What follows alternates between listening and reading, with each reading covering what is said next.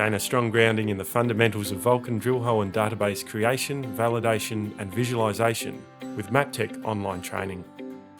In getting started with drill holes and databases, Maptek experts lead you through a series of instructional videos. See how to create a headed Vulkan database from CSV files, understand the importance of synonyms, and comprehend database structures. Learn to connect to a master database managed in an external program.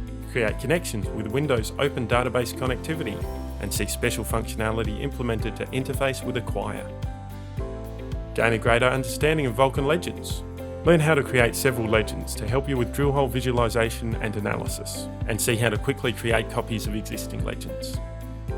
Continue your visual drill hole analysis with drill hole labels, data tips, and histograms. Find out how to selectively load drill holes with various numeric and spatial restrictions. Comprehend database validation through numeric and visual checks. Keep your information current with database updates, calculations, and edits.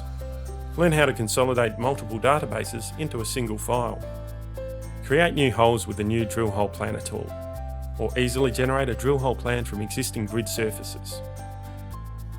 Validate triangulations and block models with drill hole flagging, and create correlated sections.